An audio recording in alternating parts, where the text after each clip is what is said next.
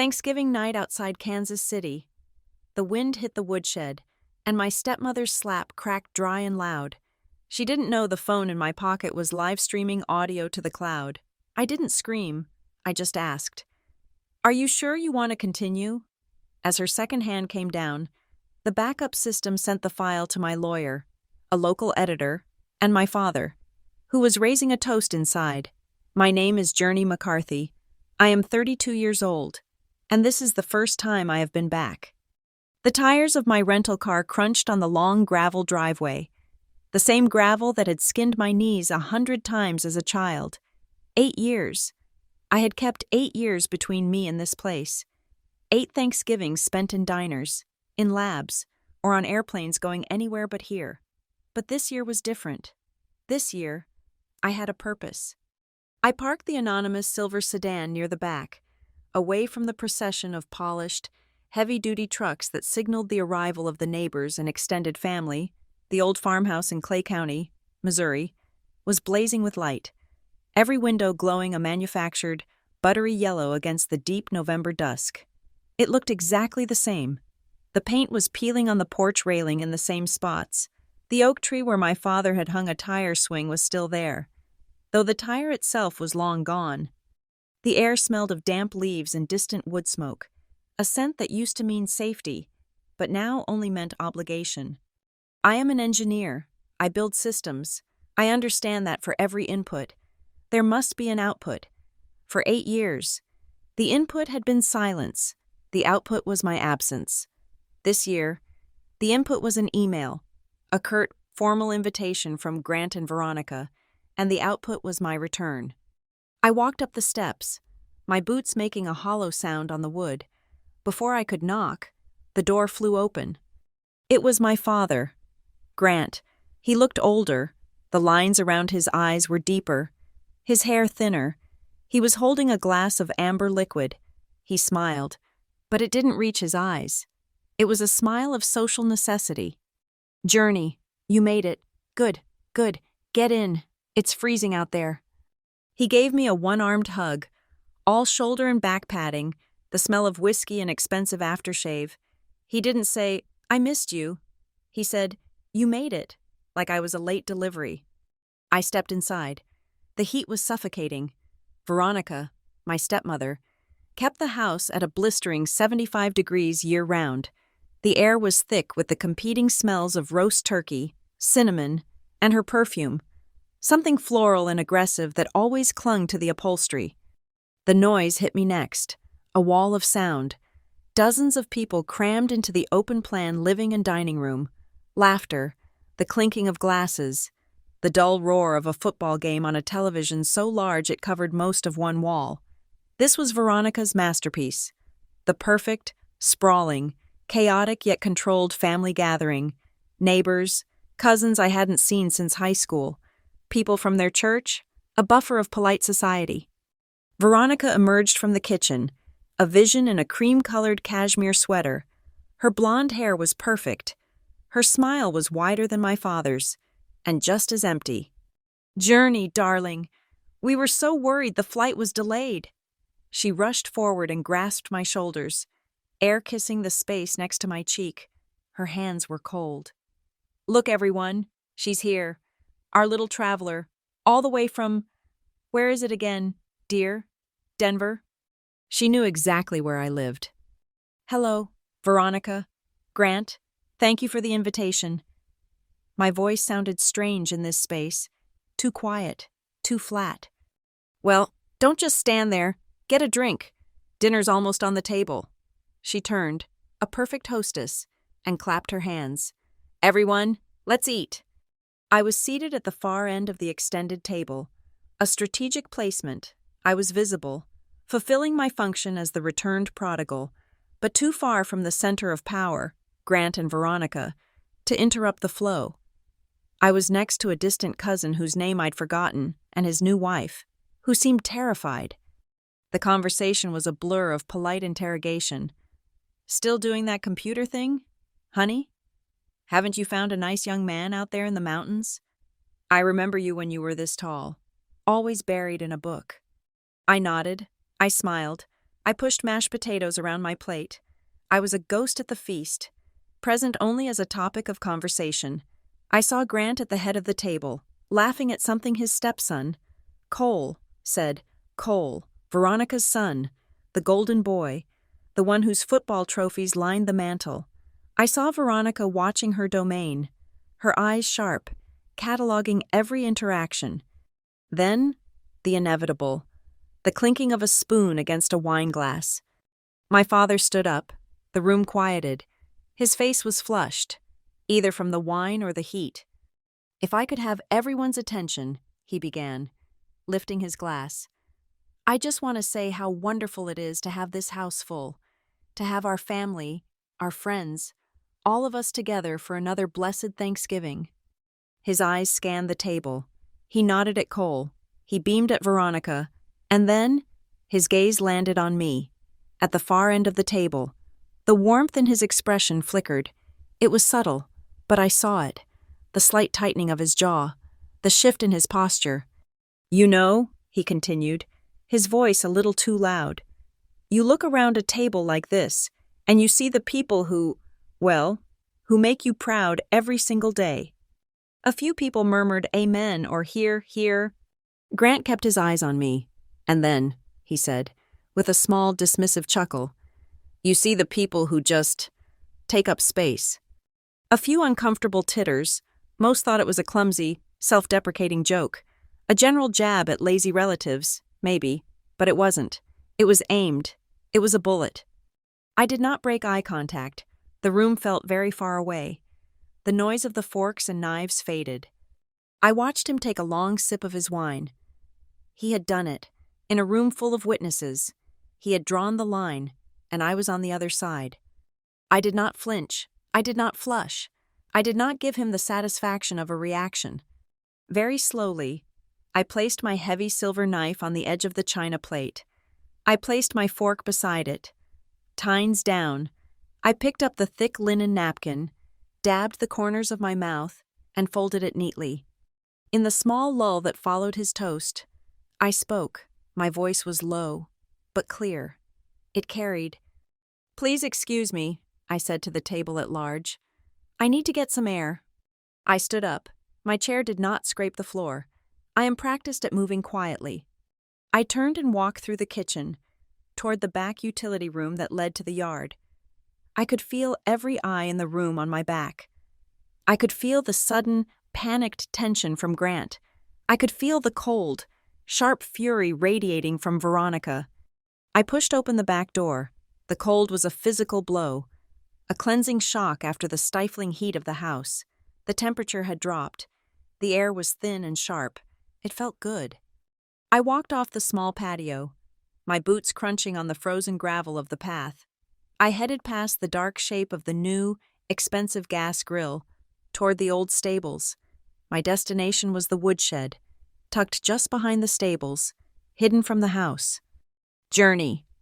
Veronica's voice, not the smooth, honeyed hostess voice. This was the one I remembered. Sharp, hard, a command. I did not stop. I did not turn around. I kept walking. The gravel crunched faster behind me. She was running. A hand clamped down on my upper arm, fingers digging in hard enough to bruise. You will not walk away from that table. She yanked me, hard, off the path. I stumbled, catching my balance on the frozen dirt. She dragged me the last few yards, into the deep, cold shadow cast by the stable wall. Here, the air smelled of damp wood, old hay, and the faint, bitter tang of horse manure. "Who the hell do you think you are?" she hissed. She shoved me backward, hard.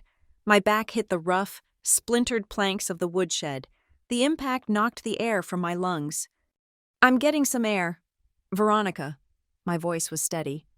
"You think you can come back here?" she snarled, stepping into my space. Her face was inches from mine. "After 8 years of silence, you show up just to embarrass your father? To embarrass me in front of our friends?" "He embarrassed himself," I said. My voice was flat, lifeless. Her face twisted. This was it. This was the Veronica the church choir never saw. the one who curated a perfect life by destroying anything that didn't fit. You ungrateful little bitch. The slap was fast. It cracked in the silent night air, a sharp, stinging impact of palm against my left cheekbone. My head snapped to the side from the force. My ear screamed, a high-pitched whine. A split second later, the motion sensor floodlight on the corner of the stable clicked on. It was a harsh, sterile, blue-white light.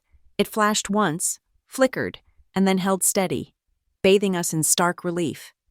It cast our shadows, long and spider-like, against the gray wood of the shed, a silent, distorted audience of two. She was breathing hard, her chest heaving. The violence had energized her. I turned my head back, slowly, to face her. I did not raise my hand. I did not cry. My cheek was burning, but my eyes were dry. Inside the deep, fleece-lined pocket of my wool coat, my smartphone was already awake. When I stood up from the table, I had tapped the bezel of my smartwatch 3 times in a specific rhythm, a custom app I wrote myself, a forensic tool I'd built on the bones of a data integrity engine I designed at my lab. The Live backup was running. The lavalier microphone, smaller than a pencil eraser and clipped to the inside of my collar, was active. It wasn't a toy, it was professional grade, the kind journalists use in war zones. It was capturing everything. It was recording her ragged, angry breathing. It was recording the muffled thump of the bass from the music inside the house. It was recording the sound of the wind rattling the tin roof of the stable. It was geotagging our precise location, down to the centimeter.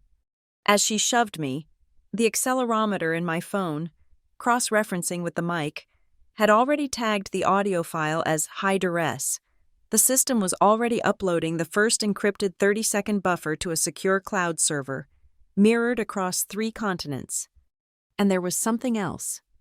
Earlier in the day, when I first arrived, I'd told them I needed to stretch my legs before dinner. I'd walked out here. I'd mounted a new, high-definition trail camera to the stable wall, opposite the shed, the kind hunters use. I'd told Grant I thought something was getting into the feed bags. The sudden, violent motion of her slap, combined with the abrupt flood of the motion sensor light, had triggered it instantly. The infrared lens was active. The camera was capturing this entire scene, time-stamped and synchronized by the network time protocol. Veronica started again, a torrent of poison she had held back for 8 years. How I was a difficult child, how my mother had coddled me, how I ruined Grant's life, how I was worthless.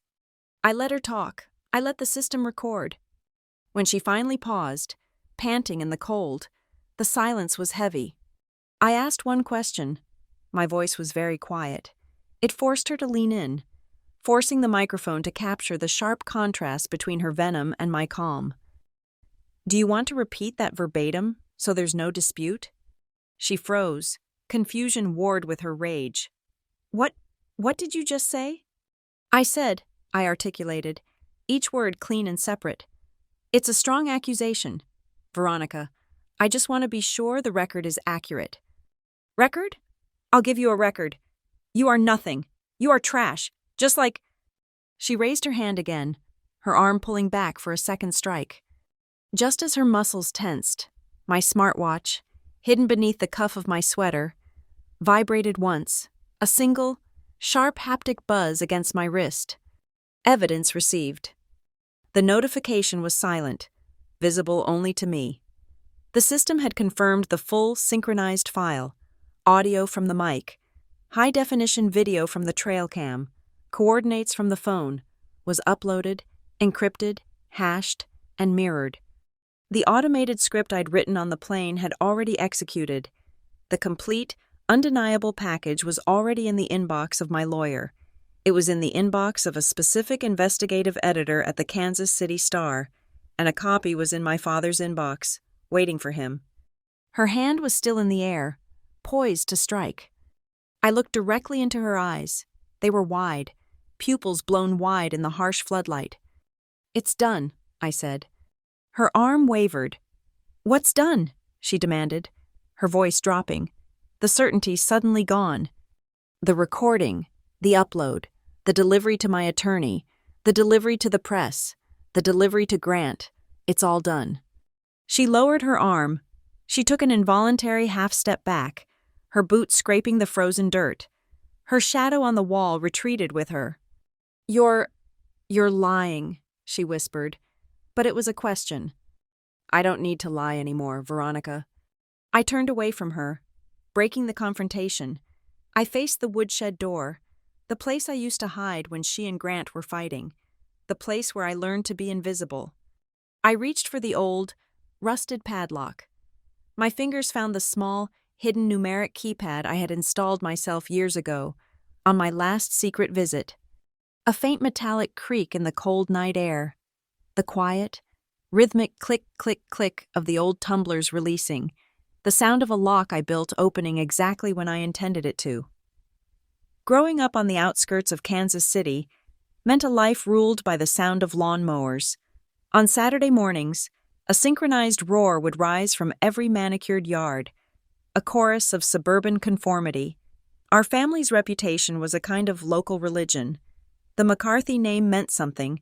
It meant stability, good standing at the church, a firm handshake from my father, Grant. It was a facade built of solid oak and polished brass, and it had to be maintained at all costs. My mother understood the cost, I think. In the end, it was too high for her. She faded quietly, a watercolor left in the sun. Her death, when I was 7, was treated as a logistical inconvenience, a disruption in the neighborhood's perfect rhythm. The casseroles arrived, the sympathy cards were filed, and then, life was expected to resume its hum.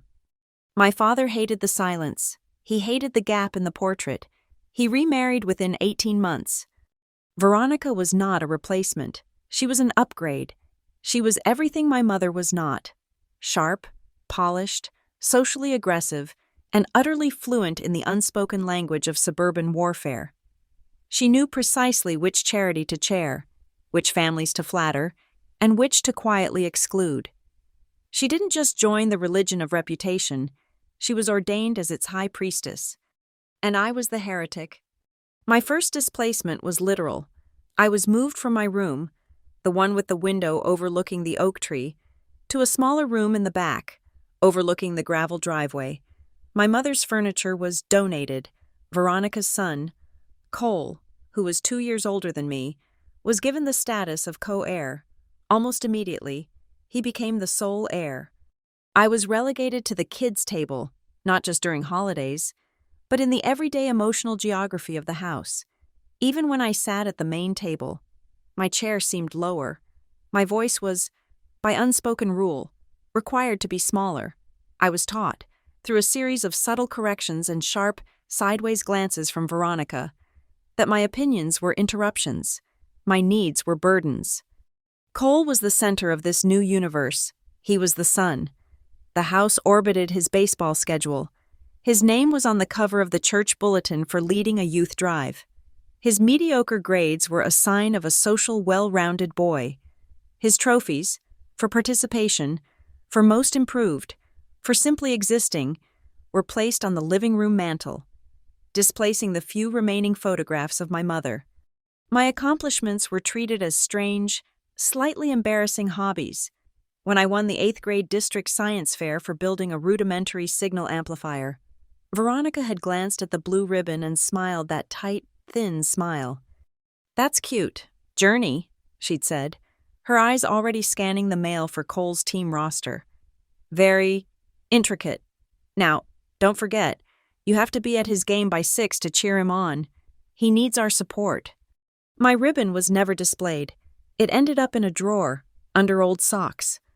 The family photographs told the whole story. Veronica was an expert curator of our public image, in every framed picture. Grant and Cole stood in the center, often holding one of Cole's trophies between them. Grinning, Veronica would be beside Grant, her hand on his arm, and I was always at the edge. Sometimes my shoulder was cut off. Sometimes I was half hidden behind Cole's taller frame. In the official portrait we had taken one year, the photographer had posed me sitting on a small stool, slightly in front of the others, But the final print, the one Veronica framed and sent out with Christmas cards, had cropped the stool and the bottom third of the image, making it look as though I was kneeling at their feet. Veronica's power wasn't in overt cruelty, not at first. She was too smart for that. Public-facing. She was the perfect, loving stepmother. So patient, with Grant's quiet daughter. Her methods were precise, invisible. She was a master of gaslighting, of the quiet word that could dismantle your reality.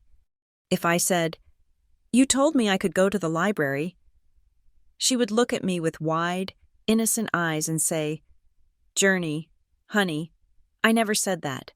Why would you make something like that up? You know I need you here to help polish the silver. Your memory is getting so creative." She would say it in front of Grant, who would sigh and say, "Journey, listen to Veronica. Don't cause trouble." She chipped away at my certainty. She isolated me with small, invisible cuts. She corrected my behavior by twisting my intentions, painting my shyness as sullenness, my focus as rudeness, my existence as an imposition. So I sought refuge. The old woodshed, the one just behind the stables, became my sanctuary. It was the only place on the property that didn't smell like her perfume or his whiskey. It smelled of damp earth, red cedar, old machine oil, and the sharp, metallic tang of solder. It was filled with my grandfather's forgotten tools. A heavy workbench stood under the one grimy window. I hid there. I read textbooks I'd salvaged from the library's discard pile. I took things apart. I took apart the broken toaster, the lawnmower's dead carburetor, and a dozen discarded, broken radios. The radios were my obsession. They were silent. They were supposed to receive a signal, to carry a voice, but they were broken. I understood them. With a soldering iron I'd bought with saved lunch money, and a schematic I'd downloaded on the high school's slow dial-up, I taught myself to code. I started with basic electronics, then moved to simple programming, rigging a second-hand microprocessor to read the radio's inputs. I learned to trace the circuits, to find the breaks in the path. One night, when I was 15, I found the last cold joint. I laid a perfect, gleaming bead of solder. I attached the processor, ran my simple diagnostic script, and supplied power from a cluster of D-cell batteries. A crackle of static, and then sound. It wasn't a local station. It was a faint, distant signal, bouncing off the atmosphere. A late-night jazz program from a college station in a city I couldn't identify. A saxophone, crying into the dark. It was the first voice in that house that wasn't lying. It was the sound of existence. I sat on the cold concrete floor and listened for hours. My first proof that a signal could, in fact, get through. That radio became my totem. When I was 18, I received an envelope. It wasn't from a local college. It was a full-ride engineering scholarship to a program in California. I had applied in secret, using the school's computer to submit the application and my physics teacher's address for correspondence. It was my escape. It was the signal I'd been waiting for. I showed it to Grant. I found him in his study, reading the paper. He looked at the letterhead. He looked at the financial award. He looked at me. There was no joy in his face, no pride. There was only a flicker of something I recognized as panic. His authority was being challenged. He folded the letter and handed it back to me. "California is too far. Journey," he said, his voice quiet, final. "It's too expensive for flights. We won't see you. Your family is here." "It's a full scholarship," I said, my voice barely a whisper. "It doesn't cost anything." "It costs your presence," he said, turning back to his paper. "Veronica needs your help around here. And besides, Cole is starting at the community college in the fall. He'll need the car. It's just not practical. Find something closer." I didn't argue. I didn't plead. His response was just another data point. It confirmed everything I already knew. I left 3 weeks later. I bought a one-way bus ticket to the airport with the money I'd saved. I packed one suitcase and my grandfather's soldering iron. My physics teacher drove me to the airport. Grant did show up. He'd been cornered by my teacher, who'd called him and shamed him into it. He stood with me at the security gate, his hands in his pockets. He didn't say, "I'm proud of you." He didn't say, "I'll miss you." He didn't say, "I love you." He looked past me, at the digital flight board. "Looks like you're on time," he said. "I guess so," I said. The line moved. It was my turn. I looked at him, giving him one last chance to be a father. He just nodded.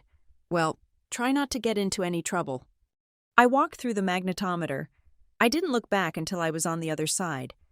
He was already walking away, a tall silhouette against the bright, floor-to-ceiling glass of the terminal. His back, turned toward me, was the last thing I saw of him for 8 years. That night, on the plane, flying west over a dark continent, I made my vow. It wasn't loud. It was as quiet as the woodshed. No one is listening. They will not listen. So I will not speak. I will build something they cannot ignore. I will build a system that hears everything. In that house, I had learned the map of power. Veronica was the weather. She was the atmosphere, the pressure, the sudden, unpredictable storms. Grant was the broadcast. He was the official voice, the one that announced the weather, the one that told you what to believe. And Cole was the poster, the two-dimensional image of success they pointed to. And I was the foundation, the part you never see. I was the one who learned to walk across the old wooden floors so precisely, with such calibrated pressure, that the boards never creaked. I learned to feel the vibration of the house. I knew where Grant was by the heaviness of his tread. I knew Veronica's mood by the sharp, angry tap of her heels. I had learned to be invisible, and I remembered the vibration of every single footstep. I landed in Colorado. The scholarship was real, but it was thin. It covered tuition, textbooks, and lab fees. It did not cover food, or rent, or electricity. It was an engineering scholarship. It did not engineer a life. My first year was a mathematical problem of survival. I lived on 30-cent packets of instant noodles and bulk peanut butter. I found a room for rent in a basement apartment shared by 3 other people. A place that smelled of damp drywall and old socks. I slept on a cot in a converted laundry room. It was $300 a month. To get those $300, I worked the hours no one else wanted. 4 nights a week, from 11 p.m. until 7 a.m. I worked the graveyard shift at the Daily Grind, an all-night coffee shop near the interstate. I mopped floors, cleaned the espresso machine, and served burnt coffee to long-haul truckers and insomniacs. I would walk out into the dawn, my skin smelling of bleach and coffee grounds, and go straight to my 8 a.m. calculus lecture. On Saturdays and Sundays, I worked at an auto parts warehouse in an industrial park. This was not brain work. It was body work. I spent 8 hours a day lifting heavy crates of brake rotors and transmissions, stacking them on pallets, my hands raw and aching. Sleep was a luxury I scheduled in 3-hour blocks. My only sanctuary was the engineering lab. It was open 24/7. It smelled clean, of ozone from the servers, hot plastic, and the metallic tang of silicon. The low, steady hum of the cooling fans was the only music I listened to. I stayed there long after my classes, long after the teaching assistants went home. I wasn't just doing homework. I was building. I continued my obsession from the shed. I started logging my life, not in a diary, but in audio files. I used the lab's sensitive equipment to record my own progress. My voice a quiet whisper in the server hum. Test case 314. The filter is failing. Too much noise. Or 2:17 a.m. I can smell the coffee shop on my coat. The warehouse shift tomorrow is going to be hell. I have to finish this simulation. The system, my body, was running on overloaded circuits. It was inevitable that a fuse would blow. It happened during finals week of my sophomore year.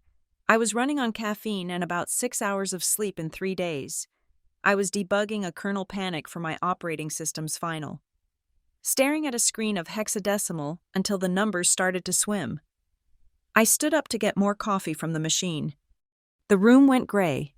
The hum of the servers seemed to fade, like someone turning down the volume of the world. The concrete floor hit my shoulder. Hard. I woke up in the campus clinic. The fluorescent lights were blinding. A nurse with tired eyes was looking at my chart.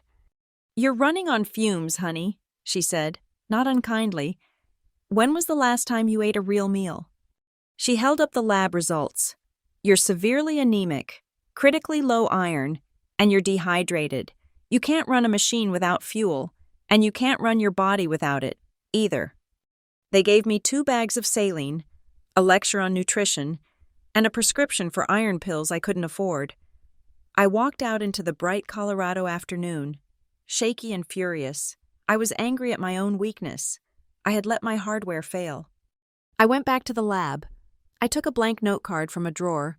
I wrote 5 words on it and taped it inside my locker, where I would see it every time I grabbed my coat. "No one is coming. Power yourself on." I changed my strategy. I was working hard, but I was working stupid. My time was my only asset, and I was selling it for minimum wage. I needed to sell my mind. I started freelancing. I used the school's servers to build a simple, 1-page website. I offered a niche service, audio authentication. In the rising world of digital content, audio manipulation, deepfakes, was becoming a problem. My first client was a divorce lawyer. He had a voicemail from a husband that sounded edited. I analyzed the file's metadata, measured the ambient noise floor, and found the microscopic cut and paste, the point where the waveform was spliced. I built a small module to automate the detection. I charged the lawyer $500. It took me 1 night. It was more than I made in a week at the warehouse and the coffee shop combined. I quit both jobs the next day. I found more clients, small businesses, independent journalists. I built a reputation in a tiny technical corner of the internet. I was the audio girl. When I graduated, I didn't walk at the ceremony. I was on a video call with a new client. This one was different. It wasn't a law firm. It was a data security startup. They called themselves Vireo Labs. They had found my module. They had read a paper I'd published on a cryptography forum. They weren't interested in a one-off job. They wanted the engineer. I met them in a stark, glass-walled office in a Denver tech hub. It was 2 founders with a laptop and $1 million in seed funding. They asked me one question. How do we prove a digital file is real? How do we build a system that guarantees, in real time, that what we are seeing and hearing has not been tampered with? I gave them my answer, the answer I had been building since the shed. "You can't trust one source," I said. "You need a chain of custody. You have to synchronize multiple, independent data streams. You don't just record the audio. You record the ambient noise, the GPS, the accelerometer data, the nearby Wi-Fi signals. You weave them together, you hash them, and you create a verifiable block that's impossible to fake without breaking the entire chain. You don't just record the voice. You record the world around the voice." They hired me before the coffee got cold. I was employee number 3. I named the project TraceGlass. It was my vow, written in millions of lines of code, a system that hears everything. My life became Vireo. The cot in the laundry room was replaced by a cot in the server room. The hours were longer, the work was harder, but it was mine. I lived on caffeine and adrenaline. I wrote code until my vision blurred. Coding wasn't a job. It was an act of precision, like adjusting the heartbeat of a massive, complex machine. When a bug appeared at 3 a.m., it was a personal insult. I would hunt it, trace it, and deploy the patch before the sun came up. We found our market. Insurance companies used TraceGlass to verify accident claims. Journalists in hostile territories used it to authenticate their interviews. The Denver Post ran a feature on me. Midwest engineer builds digital lie detector. They called me a pioneer in the fight against audio fraud. A week later, I got a manila envelope, no return address, but the postmark was from Clay County, Missouri. Inside was the newspaper clipping. No note, just the article. Veronica's silent way of reminding me that she was watching, that my achievements were, in her mind, still filed under her domain. I threw it away. Then the world stopped. The pandemic hit. Supply chains collapsed. Hospitals were screaming for supplies. The system was breaking. The state government called us. They had a logistics nightmare. Trucks filled with critical personal protective equipment were getting lost, misdirected, or hijacked. They needed a verifiable chain of custody for physical goods. We retooled trace glass in 48 hours. We adapted the engine. It wasn't about audio anymore. It was about location. We put our app on the drivers' phones. My system now tracked the trucks, verifying their location against shipping manifests, ensuring the chain of custody from the state warehouse to the intensive care unit loading dock. A week later, I got an email. It was from a hospital administrator. "I don't know who you people are," she wrote, "but a truck just showed up. It has the N95 masks our doctors needed. We were down to our last box. Your system just saved lives." I read that email until the words blurred. The accolades started pouring in. Emails from the governor's office, industry awards. Vireo Labs was the hero of the hour. My inbox was a flood of congratulations. I shut off my notifications. There was still a bug in the routing algorithm. I went back to work.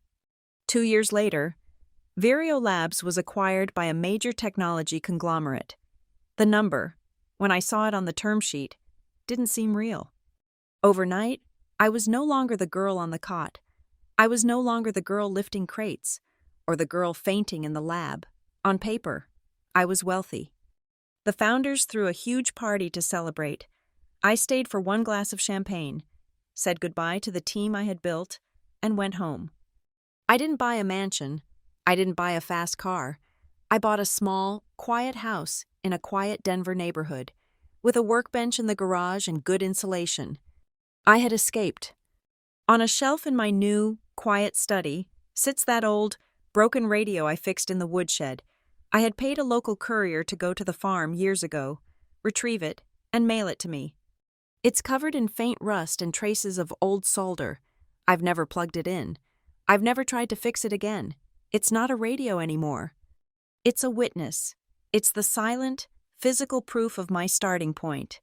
It's a reminder that even in total silence, a signal is always waiting to be found. My house is quiet.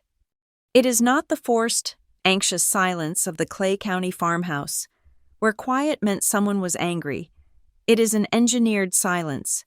The walls have double insulation, the windows are triple-paned, the floors are cork-backed oak, and my footsteps make almost no sound. This house, in a quiet neighborhood in Denver, is the first place I have ever lived that I have built for myself. Not just bought, but structured. I chose the materials. I designed the network topology. The air filtration system hums at a frequency just below the range of human hearing. It is a space designed for clarity. The centerpiece of my home is not a television. It is a table. It's a solid, heavy piece of American walnut, 10 feet long. The grain is smooth, dark, and uninterrupted. I saved for a year to commission it. Around this table are 10 chairs. They are identical. They are upholstered in a simple gray wool. They are all the same height. They all have arms. They are all equally comfortable. There is no head of the table. There is no kids' table. My dining room is a physical refutation of my childhood. The walls are not empty, but they are not filled with family photographs. I own no photographs of Grant or Veronica. The few I have of my mother are in a small, closed box. The framed portraits from the farmhouse were never mine. They were propaganda. Curated images that told a story I did not recognize. A story that literally cut me out of the frame. My walls hold facts. My degrees hang in simple, black frames. The patent certificates for the core components of the trace glass engine. A few industry awards from Vireo. Heavy glass and metal objects that serve as data points. They are not trophies, like Kohl's. They are receipts, proof of work. They are the truth. One night last October, I hosted a dinner. It was the first time. The table had been delivered, and I wanted to see it used as intended. I did not invite colleagues from the acquisition or any of the venture capitalists who now wanted to fund my next big thing. I invited the people who had been pushed out of other frames. I flew out Mr. Aviation, my old high school physics teacher. He was retired now, his hands spotted and shaky, but his eyes were still sharp. He was the one who had co-signed my scholarship application. He was the one who drove me to the airport. I invited Anya, my lab partner from sophomore year. She was the one who, after I fainted, showed up at my laundry room cot with a bag of oranges and a bottle of iron pills, refusing to take no for an answer. She was now a tenured professor at Stanford. I invited my neighbor, Mrs. Petrov, an elderly woman from Bulgaria who spoke broken English and grew the most extraordinary tomatoes, which she always left on my doorstep. There were 7 of us in total, 7 people who had, in one way or another, been told to be quiet. We ate roast chicken and root vegetables. We drank good wine. The conversation was easy. We talked about physics and gardening and the specific, unique joy of a perfectly optimized algorithm. At the end of the meal, I stood up. My hands were perfectly steady. I raised my glass. "I'd like to make a toast," I said. The room quieted. I looked around the table, at these faces, these people who had seen me, not as an interruption, but as a signal. "To everyone," I said, my voice clear in the quiet room, who was ever told they were just taking up space? Mr. Aviation's eyes welled up. Anya smiled, a sharp, fierce smile of recognition, and raised her glass high. We drank. Later that night, Anya posted a picture on her social media. It wasn't of me. It was just the table, cluttered with empty plates and wine glasses, the 10 chairs visible, all equal. Her caption read, "Dinner at a friend's. You can tell a lot about a person by the table they build. No kids, table found family." It was a small post, but it was shared within our shared academic and tech circles. It was liked and commented on and reshared. It went lightly viral in our specific corner of the world. A few tech blogs picked it up as a metaphor for flat hierarchy leadership. I know Veronica saw it. Someone from the church bulletin in Clay County, one of her vast network of informants, would have seen it and sent it to her. Her silence was absolute. No text message, no passive-aggressive email comment, no friend request from a fake profile. Nothing. That, more than anything, told me how deeply it had hit. I had built a narrative that she could not control, could not infiltrate, and could not correct. I had built a table she was not invited to. Grant was silent, too, but his was the familiar, empty silence of non-existence. He would not see the post. He would not look for me. He only ever saw what Veronica put directly in front of his face. The dinner, the toast, it felt good, but it also exposed a vulnerability. My life was based on verification. Trace glass was my greatest work, but it was built for corporations. It was robust, but it was heavy. It required setup, client-side permissions, server-side handshakes. What if I didn't have time for that? What if I was standing at a table and the toast wasn't mine? What if I was backed against a shed? I went into my home lab. The old radio from Missouri sat on the shelf, its cloth-covered speaker silent. "Okay," I whispered to it. "Let's build one for me." For the next 2 weeks, I worked. I forked a private branch of the trace glass core. I stripped it down, made it lean, fast, and covert. I was not building a product. I was building a weapon. I called it the Live Backup Protocol. The trigger was the hardest part. It couldn't be a voice command. It couldn't be a button. It had to be something I could do under duress, something that looked like a nervous tick. I remembered the floors of the farmhouse. I remembered learning to calibrate my footsteps to avoid the creaking boards. I had memorized the resonance of the house. I used that. I wrote a trigger based on a specific, rhythmic tap, not a simple triple click, a complex signature, tap, tap, tap, tap, tap, 3 sharp, 2 soft, with a precise 100 millisecond delay. My watch's accelerometer and my phone's haptic sensor would read that specific rhythm as a key. The moment the key was entered, the system would wake. It wouldn't ask for confirmation. It would activate the microphone, tag the GPS, and begin an immediate, unbreakable, encrypted upload to my secure servers. It would simultaneously mirror the file to 3 designated recipients. I tested it by tapping my watch bezel. I tested it by tapping my phone against my leg. Through the denim of my jeans, it worked, every time. I needed a name for the commit branch. I looked at the old radio on the shelf. My silent witness. I smiled. It was a cold, private smile. I typed, git commit, initialize shed mode. I merged it into my personal build. The code now lived inside my phone, inside my watch, waiting. A kind of peace settled over me after that. It was not the peace of forgiveness. It was the peace of preparedness. It was the calm of an engineer who has tested her system, validated her inputs, and knows the output is guaranteed. The peace was slow, but it was thick. It was real. I sat in my quiet study, the radio on the shelf, and I would play jazz, clean, digital, perfect audio from a high-fidelity speaker. I realized something. In the woodshed, I had strained to hear the music through the static. Here, in my perfect, quiet room, the music was so clear that I could finally hear the noise behind it, the hum of the house, the sound of the wind outside, the sound of my own breathing. I had reversed the equation. The noise was no longer the signal. It was just noise. I could filter it. I could hear its place in the world. I was in control. I lived like that for a year, a good, solid, quiet year. Then, last week, the email arrived.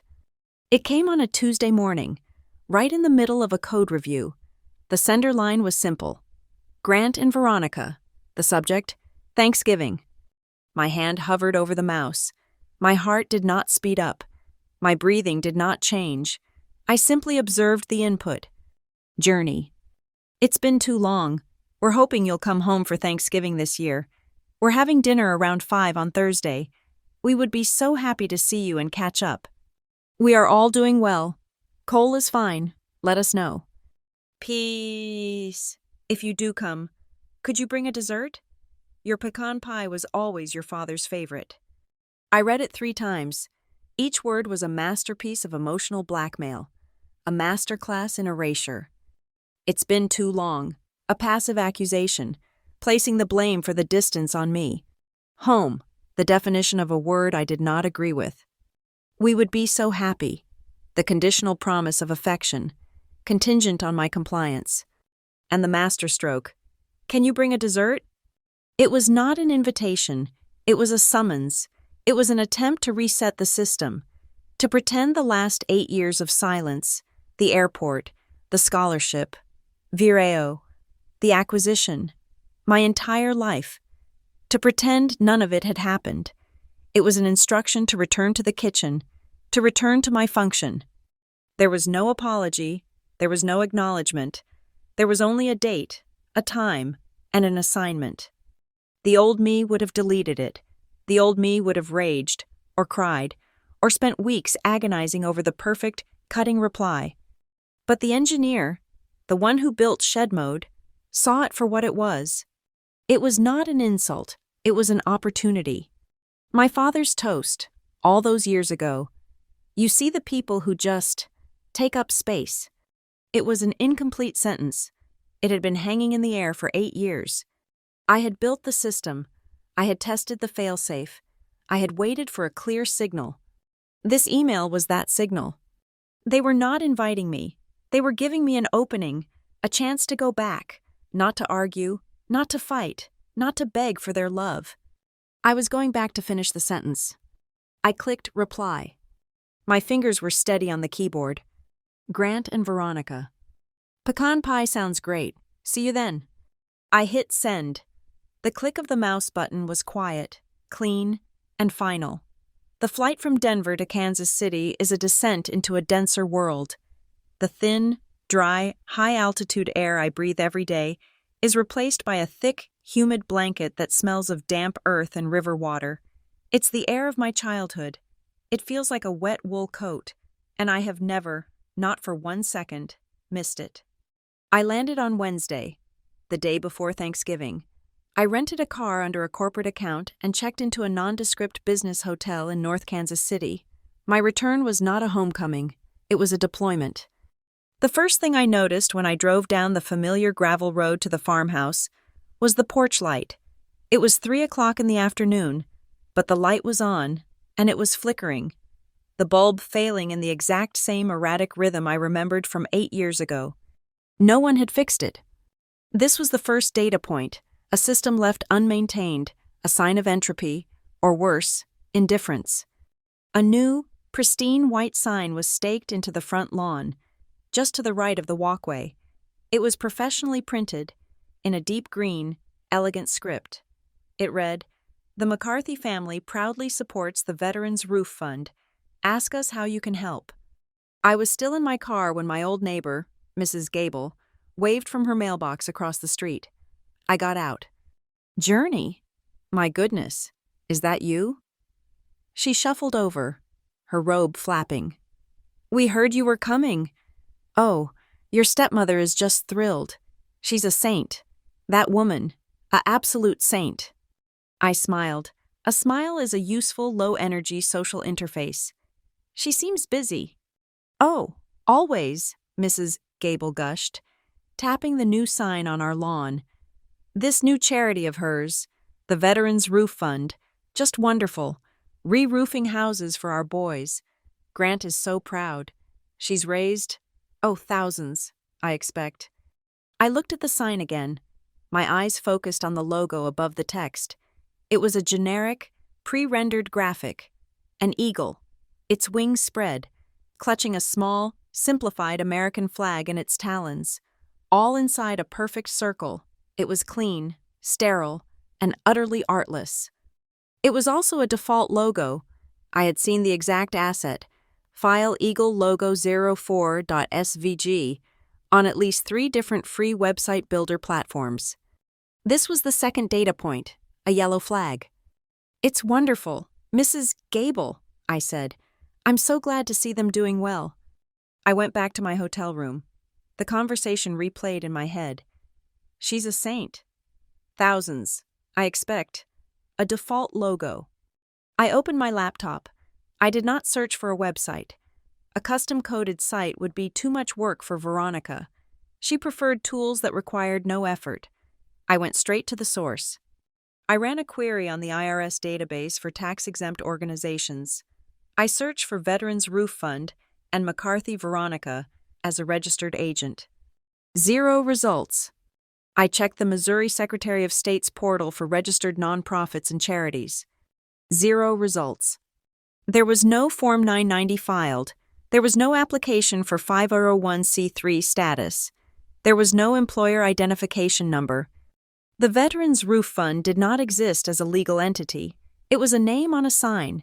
It was a slogan for Mrs. Gable. It was a vector for collecting thousands. This was the third data point, a flashing, critical, system-level red flag. My trip was no longer just about closing a loop on the past. It was now about observing an active, ongoing fraud. The emotional component of my return flatlined. It was now a technical problem. I spent the next few hours modifying the parameters of shed mode. Thanksgiving morning. I arrived at exactly 2 o'clock. The main dinner was at 5, but my early arrival was part of the plan. I had the pecan pie, my assigned contribution, in a glass dish. The house was chaotic. Grant was on the phone, arguing with a vendor about a shipment. Veronica was in the kitchen, her hair already perfect, directing 2 women I didn't recognize who were chopping vegetables. "Journey, darling," Veronica said, not looking up. "Put the pie on the counter. Don't let it get underfoot. We're on a very tight schedule." "Of course," I said. "I'm just going to step out for a moment. Get some air. The flight was long." Fine," she snapped, tasting a sauce. "Just don't track in mud. And be back by 4. The neighbors are coming early." I walked out the back door. The air was cold and damp. I carried my bag with me, the one from the rental car. I walked past the stables, my boots making a soft, familiar sound on the path. I rounded the corner. The woodshed. It looked smaller. The wood siding was grayer. The lock on the door rusted solid, but I had my own key. I used the small, hidden keypad, the one I'd installed when I was 16. The tumblers clicked. The door creaked open. The smell hit me first. That specific, unforgettable mixture of damp cedar, machine oil, and cold, dead air. My grandfather's workbench was still there, coated in a thick gray pelt of dust. I did not pause. I was not there to reminisce. I took the trail camera from my bag. It was a professional-grade unit, motion-activated, with high-definition infrared, a wide-angle lens, and its own cellular data uplink. I had calibrated it in my hotel room. I climbed onto the workbench in the back left corner of the shed. A heavy roof rafter offered a perfect dark niche. I attached the camera with a C-clamp, deep in the shadow. I aimed it at the empty space just outside the shed door. I knew the spot. I knew the precise distance. I had measured it in my memory 1,000 times. I pulled out my phone and connected to the camera's local hotspot. The live feed appeared on my screen. The angle was perfect. It covered the entire area where a confrontation would take place. It was high enough that no one would ever look for it. I toggled the settings. Audio disabled. The microphone on my body would be the primary. Motion activation set to high sensitivity. Uplink set to maximum priority. I synchronized its internal clock with the network time protocol, ensuring its timestamp would be legally identical to my phone's, to my watch's. As I walked back toward the house, I saw the curtain in the kitchen window move. A pale oval. Veronica's face was watching me. She was standing at the sink, a position of command. When she saw me look, she smiled. It was a brief, thin smile of complete, dismissive victory. The prodigal returned to her old, dusty hiding place. The little girl, retreating to her memories. I smiled back, a simple, low-energy interface. The system was armed. I went to the back bathroom, the one off the laundry room. It was the only room in the house with a lock that worked. I sat on the closed toilet lid. I pulled out my phone. I confirmed the uplink to the trail camera. 5 bars. Then, I armed myself. I tapped the bezel of my watch. Tap, tap, tap. Tap, tap. My phone, in my coat pocket, vibrated once, a single, haptic pulse. System ready. On my watch face, a single, dark green pixel, barely visible, appeared in the corner. The background process was active. The microphone on my body was now in a low-power listening state, waiting for a trigger. I finalized the rule I had written the night before. It was an if-then-else statement. If the ambient audio level exceeded a certain decibel threshold, the sharp percussive spike of a slap, and if that spike was cross-referenced by a simultaneous high-G event from my watch's accelerometer, the shock of an impact or a violent shove, then the protocol would execute. The system would automatically tag the previous 30 seconds of buffered audio, package it with the full, synchronized video feed from the shed camera and all subsequent data, and route it. Recipient 1, Carter, my attorney in Denver. Recipient 2, Sarah Jensen, an investigative editor at the Kansas City Star I had cultivated as a source during my anti-fraud work. Recipient 3, Grant McCarthy. My watch was set for one notification only, a single, sharp vibration. The signal I had been waiting 8 years for. Evidence received. I stood up and rejoined the party. I put the pie on the sideboard. Grant appeared, his face tight. He was wearing his host smile. "Journey," he said. He didn't hug me. He peered at the pie. "The crust looks a little dark on the edge. Did you use that recipe I sent you?" He was debugging my contribution. "I improvised," I said. Veronica glided up, her perfume preceding her like an advance guard. She placed a cold hand on my arm. She leaned in. Her voice a silky, private whisper meant only for me, though a dozen people were in the room. "I am so glad you decided to be civil," she murmured, her smile not touching her eyes. "Your father has had a very stressful week with his business. Do not ruin tonight." It was a command, disguised as a plea. I looked at her. I gave her my most accommodating, low-resource smile. "I'm just here for dinner, Veronica." She squeezed my arm, a final, sharp warning, and then turned to greet the pastor. I took my assigned seat at the far end of the table. I could hear the wind rising outside, rattling the old windows. The house groaned. The old floorboards, the V-planks in the shed, they were all making their familiar sounds. They were data, the sounds of a system under stress. Veronica was testing me. Grant was testing me. The house itself was testing me. They just didn't know that I was the one running the diagnostic. The turkey was carved. The wine was poured. The air in the dining room was thick and hot, vibrating with the forced cheer of 30 people.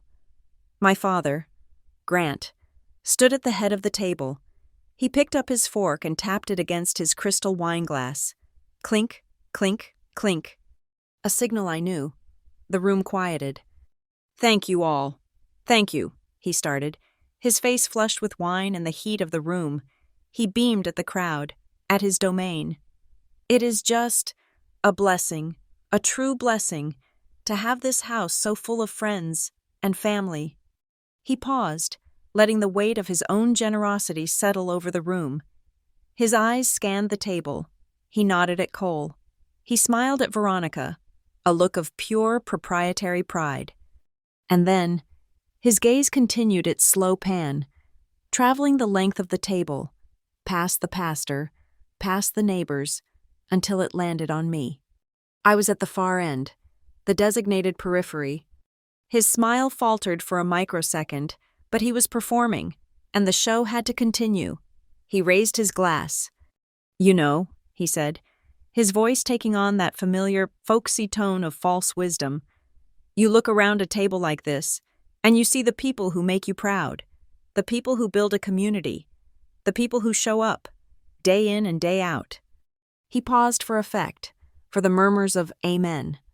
"And then," he continued, with a small, sharp laugh that was just for me, "you see the people who just take up space."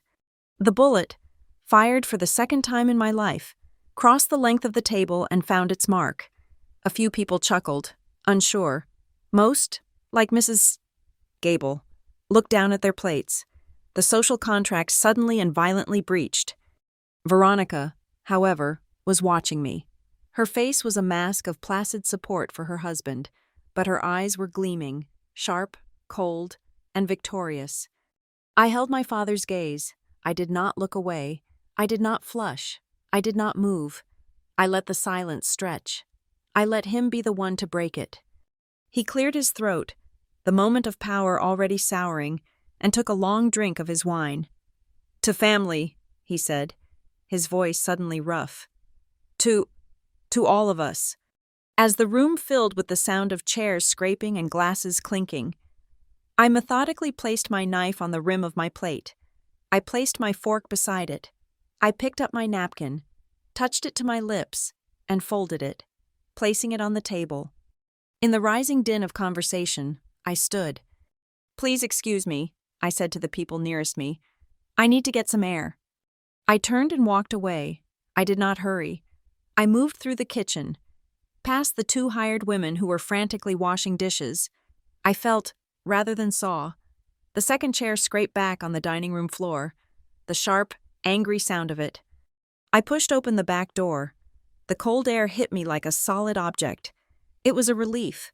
The temperature had dropped to 38 degrees Fahrenheit. The air was clean. I walked down the path. My boots crunched on the gravel. I was not running. I was not fleeing. I was luring. I walked past the stables, heading directly for the dark wall of the woodshed, the precise area I had framed in the trail camera's lens. The sound of the back door slamming open. "Journey!" Veronica's voice, no darling, just raw command. I kept walking. The sound of her heels on the gravel, a frantic, pecking rhythm. She was fast. "You will not walk away from me!" She grabbed my arm, her fingers digging in like claws, and spun me around. She was stronger than I remembered. She shoved me backward, off the path and into the narrow, dark space between the stable and the shed. My back hit the rough, splintered wood of the shed wall. "You selfish, arrogant child," she hissed. her face inches from mine. She was panting, her breath fogging in the cold. "You think you can come back here? You think you can humiliate your father at his own table?" "He did that himself," I said. My voice was low, flat. My system was active. The green pixel on my watch was steady. "He did that? He did that?" she spat. "What about you? What about that pathetic article, that post about your table?" She was conflating Anya's post with the Denver Post feature. To her, they were the same. Any public recognition I received that was not filtered through her was an act of aggression. "Smearing this family," she snarled. "Making us look like monsters. Just so you can play the victim. You have always been a poison in this house." "I'm just here for dinner, Veronica," I repeated. It was the calmest, most precise input I could offer, a statement of fact. It was, I knew, the exact wrong thing to say. She needed a fight. She needed tears. She needed me to break. My calm was a denial of her power. "You—" She choked on the word. She raised her hand. I saw it coming. I did not flinch. The slap was an explosion. A flat, sharp crack in the cold. Still air. My head snapped to the right. The shock of it, the white-hot sting, was exactly as I remembered. And in that same instant, the motion sensor floodlight on the stable wall, the one I had counted on, clicked on. Flicker, click, on. We were instantly bathed in a harsh, blue-white light, our shadows, mine pinned to the wall, hers looming over me, were thrown in stark relief. My system executed. The impact of her palm against my cheek registered on my watch's accelerometer as a 9.2 G spike. The microphone on my collar, shielded from the wind, captured the audio. The sharp percussive sound peaked at -6 decibels. There was no clipping, no distortion. It was a perfect, clean, high-fidelity recording of an assault.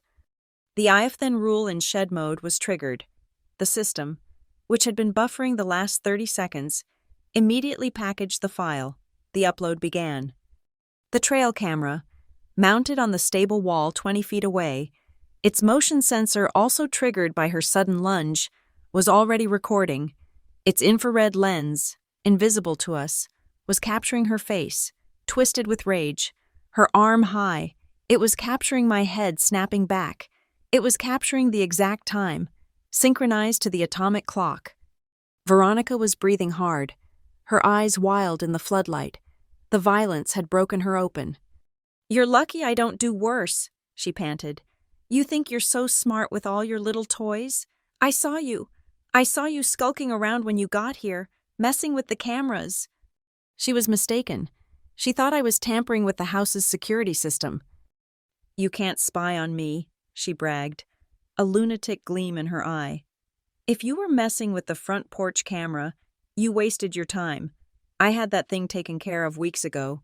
I don't need you, or anyone, watching my business." A perfect, unprompted admission. My microphone drank it in. I turned my head back slowly. My cheek was numb, and then it was on fire. I did not raise my voice. I did not match her energy. I changed the vector. "Was that your business, Veronica?" I asked, my voice quiet. "Or was it the Veterans Roof Fund?" She recoiled. The sudden, non-linear jump in topic was a cognitive shock. "What?" "The fund," I said, articulating each word. "I checked the IRS database. There's no EIN. There's no 990 form. It's not a registered charity." Her face went pale, a sickly, greenish-white under the floodlight. How dare you?" "I'm just an engineer," I said. "I like to see how systems are built. So, I'm asking, is the account you're using for donations held at Prairie Union Bank?" It was a guess. Prairie Union was the small local bank Grant had always used for his discreet business accounts. Her mouth opened. No sound came out. She had been prepared for a crying girl. She had not been prepared for an auditor. "That is none of your concern," she finally shrieked. "It's a private fund. It's for operating expenses," she shouted. "It's my money, my operating money." It was the final, critical admission. the direct confession of fraud. She knew it as soon as she said it. The panic in her eyes was absolute. She'd lost the narrative and the room. "You!" she screamed, a sound of pure, cornered rage. She lunged, not to slap, but to hurt. She put both hands on my shoulders and shoved me, hard. "Get away from me!" My head hit the shed wall. The accelerometer logged the second impact. The infrared camera captured her, arms extended, pushing me down. I slid down the wall, the rough wood snagging my coat. And as I sat there, on the frozen, gravel-strewn dirt, my watch vibrated. A single, sharp, precise buzz against my wrist. Evidence received. The upload was complete. The three-source, synchronized, time-stamped, and legally verifiable package of audio, video, and geolocation data had been delivered. My lawyer had it. The Kansas City Star had it. My father had it. I looked up at Veronica. She was standing over me, her chest heaving, her hands balled into fists. She looked broken. The high manufactured poise was gone. She was just a panicked, violent woman in a cashmere sweater. Slowly, I stood up. I did not lunge. I did not speak. I simply got to my feet. The silence stretched. There was only the sound of the wind, and her terrified, ragged breathing. "We should go back inside," I said. My voice was calm. It was almost gentle. "The guests will wonder where we are." I started to walk past her. She was frozen. You will not," she stammered, her voice cracking. "You will always be nothing." The microphone, still active, captured the final, desperate curse. The audio was clear. I walked out of the floodlight, back onto the gravel path. I left her standing in the shadows, next to the shed. I re-entered the house. The wave of heat and noise hit me again. No one had noticed. The party was in full swing. I walked through the kitchen. I walked back into the dining room. Grant was laughing at something the pastor said. I went to my place at the end of the table. I sat down. I picked up my sleeve. A small, gray splinter of wood from the shed wall was clinging to the wool of my coat. I picked it off, calmly. I brushed the dust from my arm. I picked up my fork. I did not say another word. The system had run its course. The evidence was in the cloud. I ate one bite of the pecan pie. It was, as my father had noted, slightly burnt. The rest of the dinner was a silent film played at high speed. Veronica returned to the table. Her face was a mask of waxy, perfect porcelain. Her eyes enormous and blank. She did not speak. She did not look at me. The pastor and his wife, sensing a sudden, glacial drop in the room's temperature, made their excuses first. "Such a lovely meal, Veronica, but we must be going. Early service." Mrs. Gable followed, then the cousins, then the neighbors, a hurried exodus, a flurry of coats and whispered thank yous. Grant was gone. After his toast, after I returned to the table, he had evaporated. I heard the door to his study click shut. Cole, who had been oblivious at the other end of the table, looked confused. "Is everything okay, Mom?" Veronica stood up, her napkin falling to the floor. "I have a migraine," she announced to the empty chairs. She walked, stiff-backed, up the stairs. Her bedroom door closed with a quiet, definitive snick. That left me, and Cole, and the hired help, who were clattering dishes in the kitchen. "Well," Cole said, shifting awkwardly, "guess that's it. Good to see you. Journey."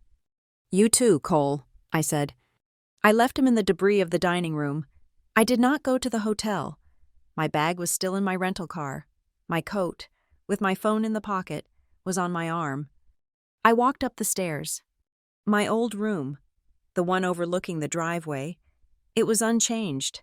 It was still a guest room, still painted a neutral, offensive beige, the same single bed, the same cheap laminate dresser. It was a room designed to be forgotten. I sat on the edge of the bed. The mattress springs groaned. It was 9:30 p.m. I took out my laptop and my phone. I plugged my phone in. I tethered my laptop to my phone's cellular hotspot. I did not trust the house Wi-Fi. I never had. The system had already performed its primary function. Now, the secondary protocols began. I opened my secure email, a notification from my server, delivery confirmation, 3 recipients, 194204 CST. I opened a video conference link. My lawyer's face appeared a moment later. Carter was not a warm man. That's why I hired him. He was precise. He was wearing a headset, in his own home office in Denver. He looked tired and alert. "Journey," he said, no preamble. "I got the file. I've watched it. All 2 minutes and 17 seconds. "Hello?" "Carter," I said. My voice was a whisper in the quiet room. "The system performed as specified," he said, as if discussing a software update. "The audio is clean, the video from Trailcam 1 is dark, but the infrared captured the motion and the impact. The timestamp is synchronized. I'm downloading the full package now." I watched the progress bar on my own screen. He was pulling the multi-gigabyte file from my server. "First," he said, "I'm hashing the raw file. SHA-256. The hash will be registered with a digital notary by midnight. It is now a fixed, verifiable piece of evidence." I heard him typing.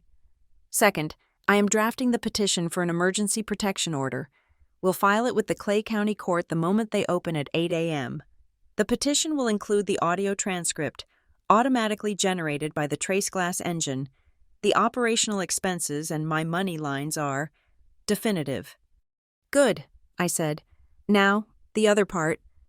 "Already on it," he said, and shared his screen.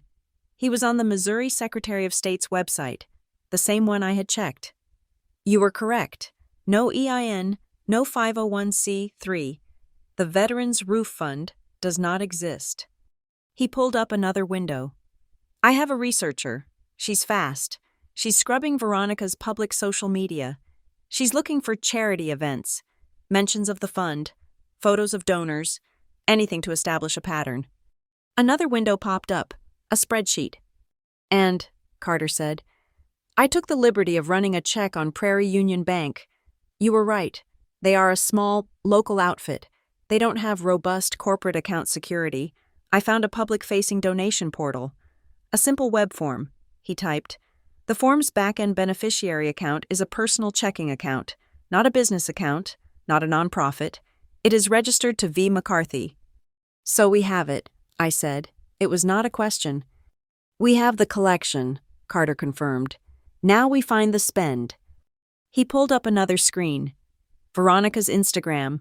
It was public, a photo from 2 weeks ago. Veronica and 2 of her friends, laughing, holding champagne glasses. The geotag was Lila Revenge Salon and Spa, Kansas City. "My researcher is cross-referencing," Carter said. "We are looking for any point-of-sale data that matches. Here we are." A bank record, likely pulled by his researcher through a database I didn't ask questions about. A charge from that same day, from Lila Revenge Salon and Spa, for $950. The source account? The Prairie Union Veterans Roof Fund. "She's been re-roofing her hair," I whispered. "It's clean," Carter said. "It's wire fraud. It's theft. This is no longer a family dispute. This is a criminal matter." He closed the windows. Which brings me to recipient number 2, Sarah Jensen at the Star. I've already sent her a text. I have a verified, on-the-record source with evidence of felony fraud linked to a local pseudo-charity. Are you interested? She's interested. I'm offering her the package, contingent on her verifying the nonprofit status independently. "She'll verify it," I said. "It's what I would do." "Exactly. Now, recipient 3, Grant McCarthy. The file was delivered. My server indicates he has not accessed it." "He's in his study. He's hiding," I said. I knew that sound. The sound of the study door closing. It was the sound of my father abdicating. "He needs to make a choice," Carter said. "He needs to be a witness, or a co-conspirator." "I'll handle it," I said. I opened my own text messages. I sent a new message to my father. "The system sent you an automated alert at 7:42 p.m. It contains a video file. I suggest you watch it before you are asked to pick a side." I hit send. A moment later, The blue delivered receipt appeared. My phone buzzed. It was not Grant. It was an unknown number, a burner. You think you're smart. You will regret this. You are a dead woman. I read the text. I felt nothing. It was just noise, just data. Carter, I said, I just received an anonymous threat. Send me the number, he said, his voice hardening. We'll add it to the police report. I looked at the text. No, I said. A police report is too slow. A response is required. The system is designed for this. I opened my TraceGlass dashboard. I generated a new one-time view link for the evidence package. This link would self-destruct after one view. I copied it. I replied to the unknown number. I believe you are referring to the file detailing the assault and the confession of wire fraud. For clarity, refer to timestamp 0117, where the Prairie Union account is discussed. Here is a courtesy copy. I pasted the link. I hit send. The response was immediate. The system showed the link was accessed. And then, silence. The threat stopped. My phone buzzed again. A notification from my server. Grant McCarthy accessed file. EV11252025. Connection terminated at 0131. Carter, I said. My father just accessed the file. He stopped watching after 1 minute and 31 seconds. He didn't even get to the fraud confession. He stopped right after the second shove. He couldn't stomach it, Carter said. He knows it's real. That's all we need for tonight. Okay, what's next? The bank. A chargeback spike from our end will freeze the account. I'll have my team initiate it within the hour, citing fraudulent activity and linking to the lack of an EIN. They'll lock it down by morning, and I will call the Clay County Sheriff's Department, not the emergency line. I'll call the head of the white-collar division at his home. I know him. I will explain the situation, and they will schedule a polite conversation with Mr. and Mrs. McCarthy for tomorrow morning. One more thing, Carter, I said, my voice low. Cole, her son. What about him? He's a non-combatant. He's outside the behavior. He's just Cole. He's collateral, but he is not to be a target. His name stays out of the paper. His name stays out of the reports. The focus is Veronica. Grant is a witness who needs to choose, but Cole is not to be touched. I was drawing a clean surgical line. I was not there to burn the whole house down. I was there to remove the poison. Carter nodded. His face was grim, professional. I understand. We target the behavior. We do not target the peripherals. It's a cleaner case that way. Anyway, focused, a mother, a stepdaughter, and a fake charity. Thank you. Carter, send me the file hash when you have it. Will do. Get some rest. Journey. Tomorrow is going to be loud. He disconnected. The house was completely, utterly silent. The kind of silence that is heavy, vibrating with unspoken words. I could hear the hum of the refrigerator downstairs. I could hear the wind outside the old, thin glass of my window. I was lying on my old bed, the one with the bad springs, the one where I used to hide. I closed my eyes, and in my head, from a great, clean distance, I heard it, a saxophone, a quiet, clear signal of late-night jazz. It was the sound of a system that had run perfectly. A loop closed. A single, heavy, well-oiled tumbler just clicked into place. The first tremor hit Friday morning. A Clay County Sheriff's deputy cruiser, marked but not flashing, sat in the farmhouse driveway for exactly 58 minutes. Mrs. Gable, retrieving her newspaper, saw it. The pastor, driving to the church, saw it. By noon, the story had been written by the town's invisible, infallible network. It was simple, clean, and completely wrong. The McCarthy girl, the quiet one.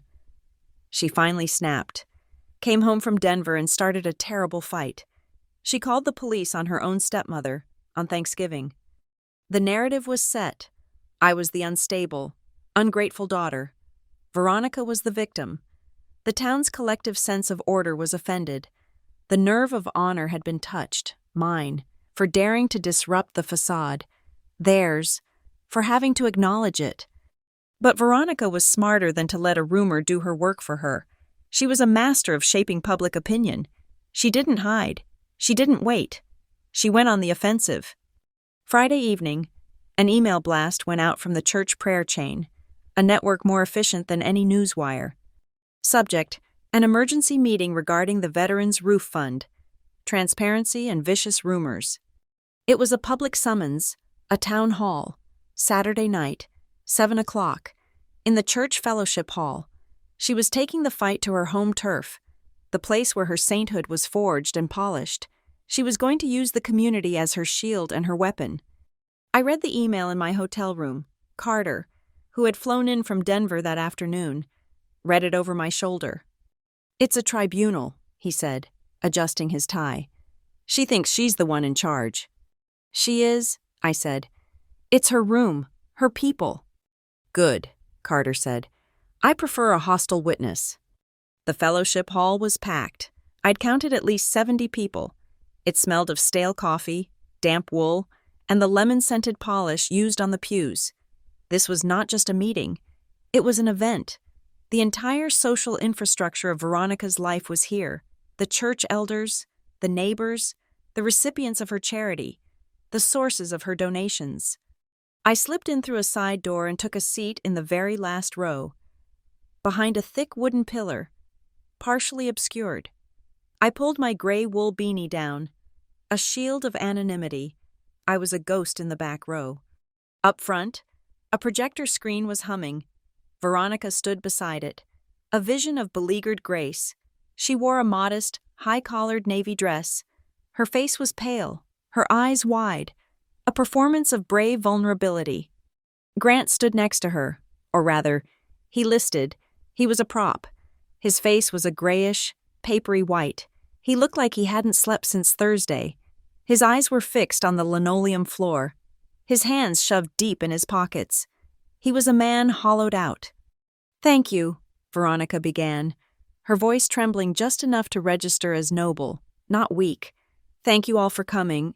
I know this is unusual, but I, have been the subject of a vicious, coordinated attack by a troubled individual, and these attacks are now threatening the good work we all do for our veterans." She clicked a button. The first slide appeared. The Veterans Roof Fund. Our mission. It featured the Eagle logo, except it was the wrong one. The one on the sign at her house was a clean vector graphic. This one was a pixelated, low-resolution image, clearly pulled from a Google search. It had a faint, gray watermark in the corner, an inconsistent data point. She clicked again. Our good work. A clumsy collage of photos. A picture of a roof being shingled. Probably a stock photo. A picture of a man in uniform I didn't recognize.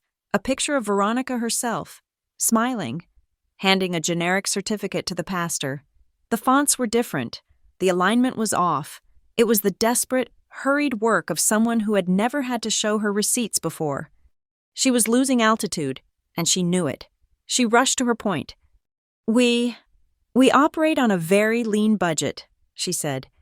"We are proud that nearly 90% of all donations go directly to roofing materials." She clicked to a slide with a garish, badly drawn pie chart. 90% materials, 10% operational costs. "Of course," she said, her voice dripping with reasonableness. "There are always operating costs, printing flyers, website maintenance, the necessities of outreach." A hand went up in the fourth row. "Excuse me." It was Carter. He had slipped in a few minutes after me and sat on the opposite side of the aisle. He stood up. He was just a man in an ordinary suit, but his presence changed the room's entire electrical charge. Veronica squinted.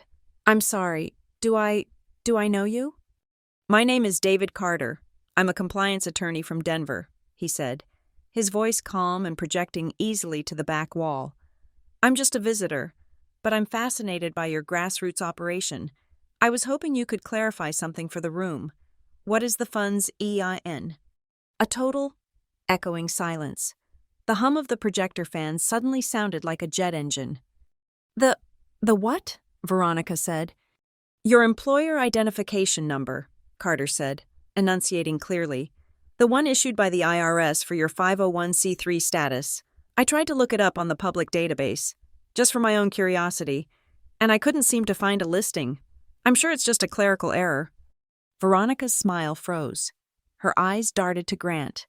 Grant did not move. He seemed to have stopped breathing. That is handled by our accountants, Veronica stammered. It's all very complicated. It's not, really, Carter said, almost gently. But perhaps we can skip it. Let's talk about those operational costs. Before he could continue, another man stood up, Mr. Henderson, from the hardware store. He was wearing his Vietnam veteran cap. Ma'am, he said, his voice gravelly, I ain't no lawyer, but my wife, she gave you $100 back in June, in my name.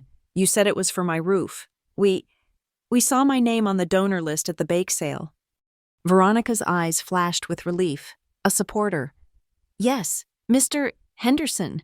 Of course, a valued member of our... But no one ever came, Mr. Henderson said. I got my roof patched in August. Had to pay for it myself. I thought maybe we were still on the list. A ripple went through the room, a different kind of silence. Cold, suspicious. Veronica turned a shade of white I had never seen. That is impossible. It must be a volunteer error. Yes, I have volunteers, and sometimes the lists get mixed up. It's just a simple clerical error. She was casting blame on a phantom army. Grant, beside her, finally moved. He wiped his hand over his mouth. His palm was visibly sweating. He still hadn't heard the whole file. He had stopped it after the assault. He was here, suffering, for an act of violence. He had no idea he was standing stage left for an act of fraud.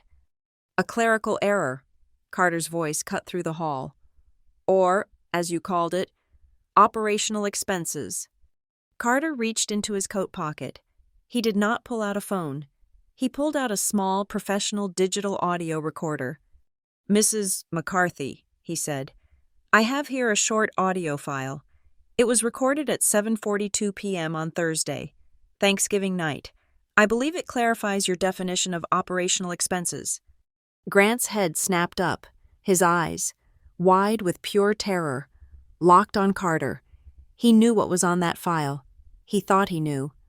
Veronica was shaking her head, a jerky, panicked motion. I don't know what that is. I don't consent to being recorded.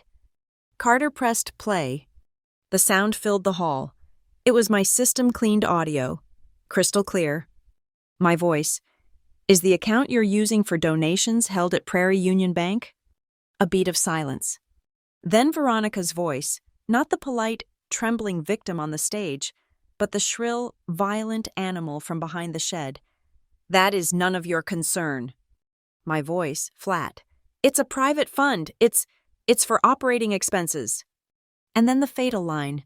Veronica's voice, screaming, It's my money! My operating money! Carter pressed stop. 14 seconds. The entire reputation of a lifetime, publicly garroted in 14 seconds.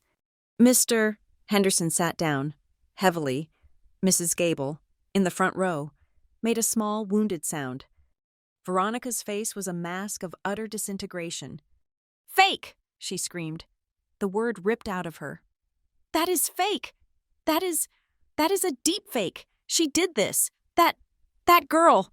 She works with computers! She's framing me! Every head in the room swiveled. 70 people, all of them, turning to stare at the back of the room, at me, the shadow behind the pillar. The spotlight had found me. I did not stand up. I did not move. I just pushed the wool beanie off my ears, and I spoke. My voice was quiet, but it was not a whisper. It was the calm, flat voice of an engineer stating a fact. It carried to the front wall. It's not a deepfake, Veronica. They leaned in to hear me. The system I built does not allow for fakes, I continued, my voice devoid of emotion. That was a 3-source verified file. The audio was captured on a primary device with a high-fidelity microphone. The video, which I have not shown, was captured on a separate, time-synchronized infrared trail camera. The geospatial and accelerometer data were captured on a tertiary device. I was speaking a foreign language, but they understood the intent. The 3 files were packaged, hashed with an SHA-256 algorithm, and uploaded simultaneously to my lawyer and a secure cloud server. The chain of custody is unbroken. The file is mathematically verifiable. It's just data. "She's lying!" Veronica shrieked, pointing at me. "She's a liar!" A woman in the 3rd row stood up. She was young, sharp, and wearing a blazer. She was holding a reporter's notebook. Sarah Jensen. "Ma'am," she said, her voice cutting through Veronica's hysteria. "Sarah Jensen, Kansas City Star." Veronica froze. This was not a church member. This was not a neighbor. This was the press. "I'm afraid my paper can corroborate at least the technical part of that story," Sarah said, her voice crisp and professional. "We received the complete, secure evidence package, including the audio you just heard and the video you're denying, from an automated system alert at exactly 1942. Thursday night, we also independently confirmed, this morning, that the Veterans Roof Fund has no registered EIN and is not a nonprofit in the state of Missouri. It was the kill shot, the data, the witness, and the press, a 3-point verification." Grant McCarthy turned his head. He looked, past the 70 faces, past the rows of chairs, and his eyes met mine. He wasn't looking at the girl in the beanie. He wasn't looking at the child who took up space. He was looking at me. For the first time in my 32 years, he was actually seeing the person I was. He was seeing the engineer, the builder, the woman who had just, with code and logic, dismantled his entire life. Veronica saw it, too. She saw the look on his face. She saw that he was not going to save her. She spun around, her hands clawing at his arm. "Grant," she breathed, a desperate, rattling sound. "Grant, do something. Tell them it's a lie. Grant." He just stared at me, his face ashen, his eyes filled with a terrible, dawning comprehension. She let go of him, her mask of sanity shattered. She fumbled in her purse, her hands shaking so violently she dropped her phone. She snatched it up. She speed-dialed a number. She jammed the phone to her ear. The hall was so quiet. We could all hear it, the faint, digital burng, burng, and then the click of the call being rejected. She was calling the pastor, or the bank president, or her lawyer. She was calling for extraction. She dialed again. Click. She dialed a 3rd time. Click. No one was picking up. The entire social network that had held her aloft for decades had just, in one synchronized moment, cut the line. She was in freefall. The fallout was not cinematic. It was systemic. By Monday morning, the day after the church meeting, the first lock clicked into place. A Clay County judge, having reviewed Carter's petition and the hashed, time-stamped evidence file, signed the temporary restraining order. Veronica McCarthy was legally barred from coming within 100 yards of me. She was also, in a specific and delicious irony, barred from accessing the woodshed. This triggered the second, unforeseen, move on the chessboard. Grant's lawyer, a different man from the one Veronica had tried to call, contacted Carter. He wanted to clarify an asset matter. It was a legal surprise I had not engineered. It was a gift from my mother. The farmhouse and the main acreage belonged to Grant, but the woodshed, the old stables, and the half-acre of land they sat on were not part of the McCarthy estate. My maternal grandfather had, years before his death, placed that specific parcel in an irrevocable trust. The sole beneficiary? Me. It was set to transfer on my 31st birthday, an event that had passed, unnoticed, a year prior. For my entire childhood, the place I had hidden was, in fact, the only place I had ever truly owned. Carter was ecstatic. "This changes the math," Journey, he'd said over the phone, his voice tight with professional glee. The assault didn't just happen in a private space. It happened on your property. She was trespassing. The assault, the verbal threats. It all carries a heavier weight. The leverage just doubled. The second legal mechanism engaged. Grant's lawyer called again. This was not about land. It was about Grant. He wanted to discuss the post-nuptial agreement. I had never known one existed, but it did. After one of Grant's indiscretions a decade ago, Veronica had forced him to sign one. It was designed to protect her. It was loaded with financial penalties for him, but it also contained a standard, and often overlooked, morality clause. It stipulated that if either party engaged in behavior that brought public, criminal, or financial scandal upon the family name, certain asset divisions would be triggered.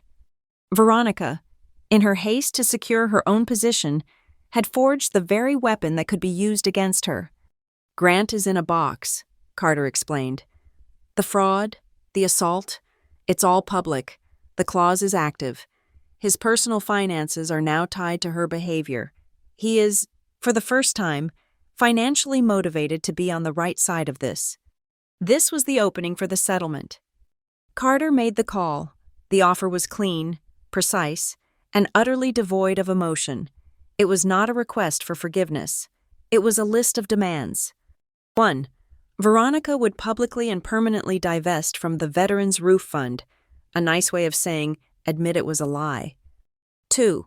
She would make full restitution, with interest, to every donor. The list would be compiled by Carter's forensic accountant. 3. She would issue a formal written public apology to be run in the Kansas City Star and the Church Bulletin for the assault and the financial misrepresentations. In return, I would agree not to press for felony-level prosecution on the wire fraud and theft charges.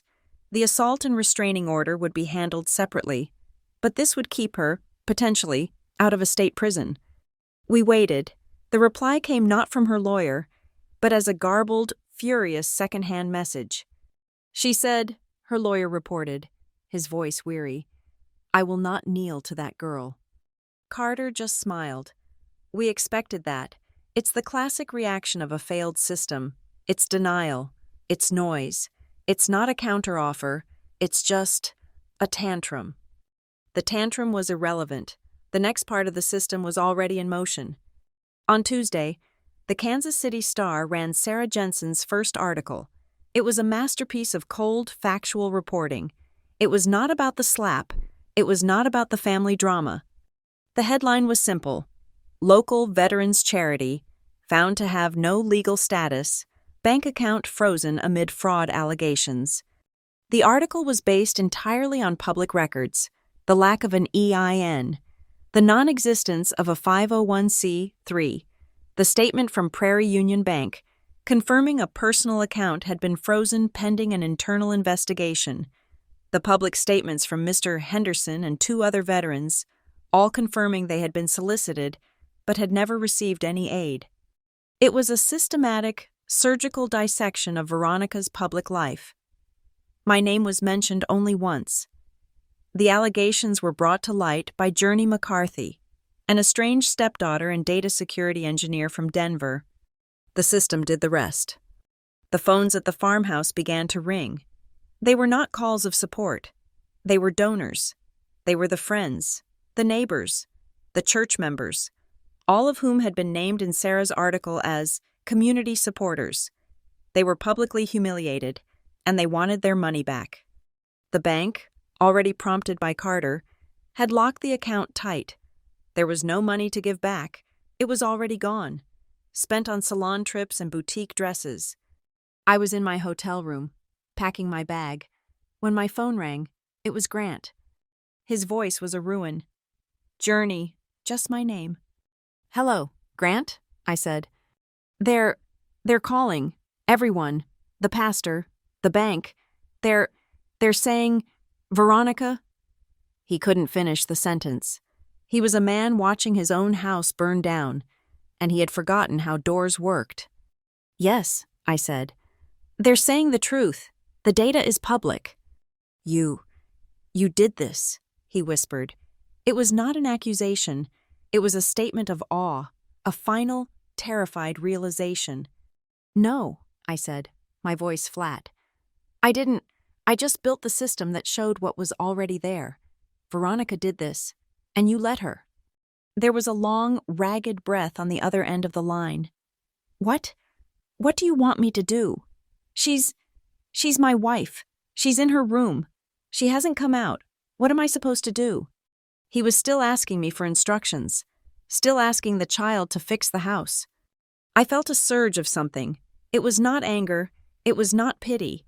It was just exhaustion. The deep, tectonic weariness of a lifetime spent waiting for this one man to simply do the right thing. "I don't need you to choose me, Dad," I said. The word dad felt foreign, like a borrowed piece of code. "I've been on my own for a long, long time. I don't need you to stand with me. I don't need you to defend me." I paused, letting the silence build. "I just need you to choose what's right, for the Hendersons, for the people whose names she stole, for the honor you're always talking about. You have to choose, or the system will choose for you. That's it." I hung up. I did not want to be in that conversation. I did not want his apology. I did not want his confession. I just wanted the equation to be solved. My phone buzzed again. A text message from Cole. "Journey, I don't know what's going on. Not really. But I heard my mom, and I'm sorry. For whatever. For all of it. I'm sorry." He was the one person in that house who had never been a part of the system. He was the poster, the two-dimensional image of success. He wasn't the weather or the broadcast. He was just Cole. I texted him back. "Just live well. Cole, that's enough." The final pieces fell into place that afternoon. The church board, in an emergency session, formally invited Veronica to step down from all her committees. The charity drive, the bake sale, the Christmas pageant. She was excised. The social network that had been her armor was now shunning her, protecting itself from the virus. But the community, wounded and humiliated, was not satisfied. An article in the paper was not enough. A closed door was not enough. They demanded a reckoning. The call came from the pastor. He was not calling as Veronica's friend. He was calling as a desperate administrator. "Journey. Ms. McCarthy," he said, his voice strained. "The community. They feel deceived. They are demanding a final meeting, a public discussion, to clear the air. They want to hear from Veronica, and they want to hear from you." It was a final confrontation. The entire town, in one room, to watch the final move. "When?" I said. "Sunday night. The weekend is over. People want this finished before the week starts. Will you come?" I looked at my packed bag. My flight was for Sunday morning. I could be home in Denver, in my quiet house, by noon. I could let the lawyers and the newspapers finish the job. But it wouldn't be finished. It would be an incomplete loop, an unsolved equation, a story that would be rewritten by rumor and time. I was the engineer. I had to see the system run to completion. "Yes," I said. "I'll be there." I hung up. I walked to my rental car. I drove to the farmhouse. The police line was gone. The restraining order was in effect, so I knew Veronica would not be there. Grant's car was gone. The house was empty. I used my old key, the hidden one. I went to the back door. I went to my old room. Then I went to the woodshed. I stood in the doorway, in the place where I had been assaulted, on the land that was mine. I went to the workbench. I picked up my grandfather's old soldering iron. And then I saw it, on the shelf where I had left it as a child, covered in a new layer of dust. The radio, the one I had fixed, the one that played the jazz. It was my original piece of evidence, my first witness. I picked it up. It was heavy, the wooden case solid in my hands. I carried it out of the shed. I put it in my car. It was my talisman. It was the proof. It was the original signal from the noise. I would bring it with me on Sunday. I would bring my first machine to witness the work of my last one. The fellowship hall was full. It was fuller than the meeting on Saturday, but the energy was different. It was not the nervous hum of rumor. It was the dense, heavy silence of a jury box. The pastor, looking a decade older, had made a critical change to the room. There was no podium. There was no raised stage. He had simply arranged the chairs in a large, open circle. It was the table I had built in Denver, realized in a church basement with $75 folding chairs. Every seat was equal. I did not sit in the back. I sat in the circle. Carter was beside me, his laptop open on his knees, on the floor next to my chair. I placed the old wooden radio from the shed. Veronica sat opposite us. She was flanked by a severe-looking man in an expensive suit, a new lawyer.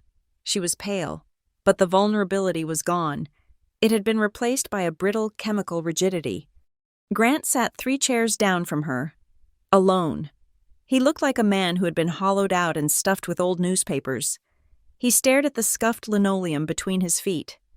The pastor stood, cleared his throat, and said, "We are here to find resolution. Mrs. McCarthy, you wish to speak." Veronica stood. She had rehearsed. Her voice was steady, but thin, like a wire drawn too tight. "My friends, my neighbors," she began, "for 20 years, I have served this community." She spoke of her love for the church, for the town, for the veterans. Then, she turned her gaze on me. "There has been a terrible misunderstanding, a private, family stress, amplified by someone who is very gifted with technology." She looked at the room, her eyes wide, performing her last act. "The audio you heard, it was edited, it was cut, it was pieced together from different arguments, taken completely out of context, to make me look like something I am not." She was calling the system a liar. She was calling me a liar. Carter stood up. He did not look at Veronica. He addressed the circle. "Thank you. Mrs. McCarthy, edited is a serious technical claim, a felony. In fact, let's address it." He turned his laptop so the screen faced the center. "What you heard Saturday was 14 seconds of audio. That audio was part of a 3-source verification system, which I will now detail for the record." He spoke calmly, like a professor. 1, a high-fidelity, encrypted microphone worn by my client. 2, an independent, time-synchronized infrared camera mounted on my client's property. 3, a tertiary device logging geospatial and accelerometer data. He continued, his voice cutting through the stuffy air. "The moment the assault occurred, which you can see here in the infrared video, the system automatically packaged all 3 data streams, applied an SHA-256 hash, and uploaded the file. It is mathematically impossible to have altered this file between the event and its reception." He pointed to Sarah Jensen, the reporter, who was sitting in the circle, her notebook open. "You don't have to take my word for it. Ms. Jensen of the Kansas City Star received the exact same verifiable file at exactly 19:42 and 4 seconds on Thanksgiving night. The chain of custody is absolute. The file is not edited. It is data. It is the truth." "He's lying," Veronica snapped, her voice cracking. "It's all technical jargon. It's a trick." I stood up. The room went completely silent. "She's right," I said.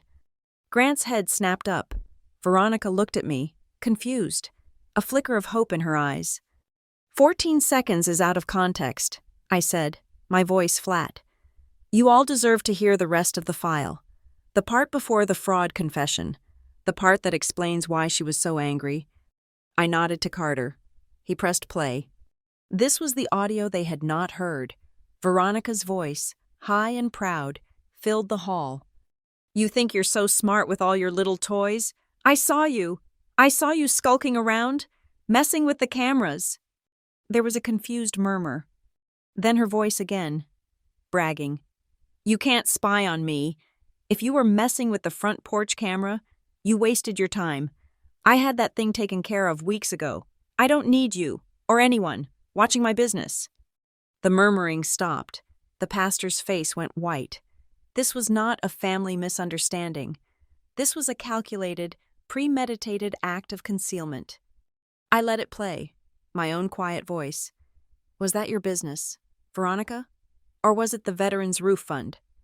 And then the lines they already knew, which now landed with the force of a gavel, the panic, the confession. It's my money! My operating money! Carter stopped the recording. The silence in the room was a physical weight. The pie chart from Saturday, the 90% to materials, the 10% for flyers. It was all incinerated by that one. Verified word. My. Veronica's new lawyer leaned over and whispered, his voice sharp. Stop talking. Do not say another word. But I wasn't finished. This was not about a clean kill. It was about a clean cut.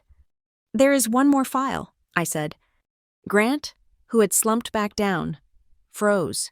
He looked at me, his eyes wide with a new, dawning terror. This file was not recorded by my system, I said to the room. It was recorded by the standard, always on security camera in my father's study, the one Veronica didn't know how to disable. I looked at Grant. This was recorded Friday morning. After my father watched the first minute of the assault video, he went to speak with his wife. I believe this provides context. Carter pressed play. File number 2. The audio was slightly muffled. From a distance, we heard Veronica's voice. She's bluffing. It's nothing but a digital trick. You will stand by me, Grant. You will tell them she is a liar. A pause. Then, my father's voice. It was not the confident broadcaster. It was a sound I had never heard from him, a broken, defeated whisper. I saw it. Veronica, I saw the video. I saw what you did. I heard the audio. Just stop, please. It's over. Just give the money back. A crash. The sound of a lamp hitting a wall. Veronica's voice, screaming, You will destroy this family if you don't stand with me. And then Grant's reply, so quiet we had to lean in. You already did. Carter stopped the file. The room exhaled as one. It was the twist no one saw. Grant McCarthy was not an accomplice to the fraud. He was its first and oldest hostage. He was a coward. He was an enabler. But he was not a conspirator. I had just given him his out. I turned to my father. He was staring at me, his face a ruin of shame and something else, something new. That file proves you are not a party to the fraud, I said, my voice quiet, not for the room, but for him.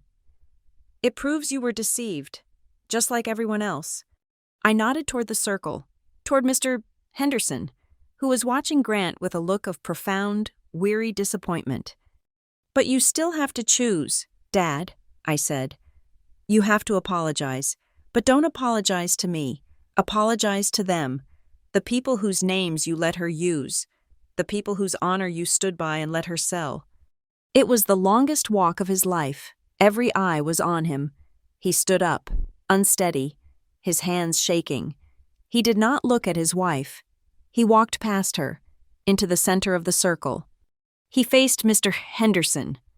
Jim, he said, and his voice broke. He stopped. He swallowed. Jim, I am sorry. I let this happen. In my house, under my name. I chose to be blind.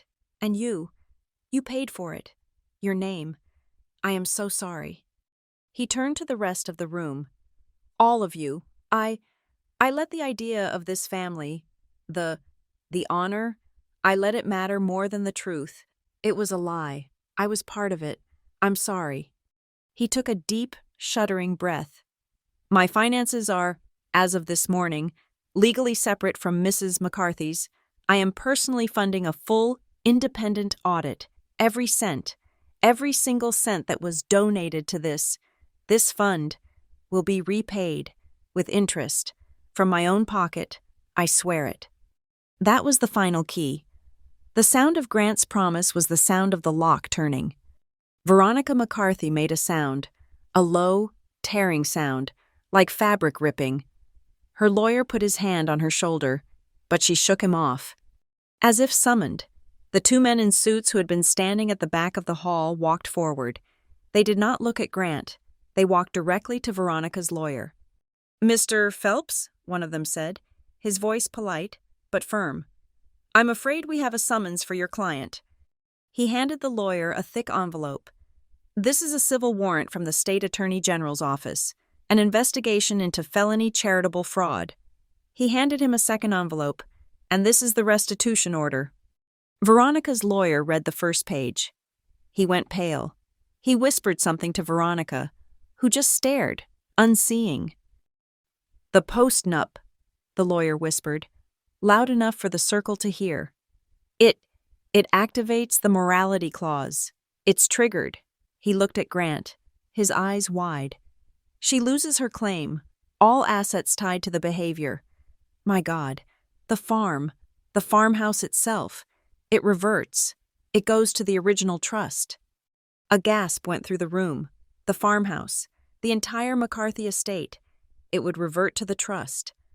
It would go to me. I stood up. This was the last piece of code. "No, it doesn't," I said. Grant looked at me, his face a mask of confusion. "The farmhouse isn't mine," I said. "It was never my home."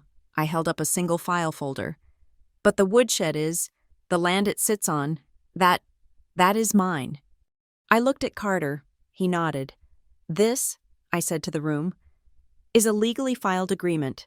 Signed this morning, I am donating the parcel of land, the shed and the stables, to the Missouri Veterans Commission, a real one." I looked at Mr. Henderson. "And I'm including a one-time anonymous grant from my own funds. With one condition, they are to tear down that shed and build a new workshop, a place for adult vocational training, a place where veterans can learn to code, or weld, or engineer, a place where no one," I looked at Grant, "is ever told they are just taking up space." I turned to the circle. "Don't be silent for the sake of false honor," I said. "It's just noise." I bent down. I picked up the old radio. I found a wall socket. I plugged it in. I twisted the old Bakelite dial. A crackle of static, and then, clear and low, the sound of a saxophone, late-night jazz. It filled the silence. The entire room seemed to breathe, the tension finally breaking. I looked at Grant. He was just a man, an old, tired, broken man. "If you want to see me, Dad," I said, my voice soft, "I'm in Denver. I have a table with 10 equal chairs. You are welcome to one of them, but coming or not, that's your choice." I turned.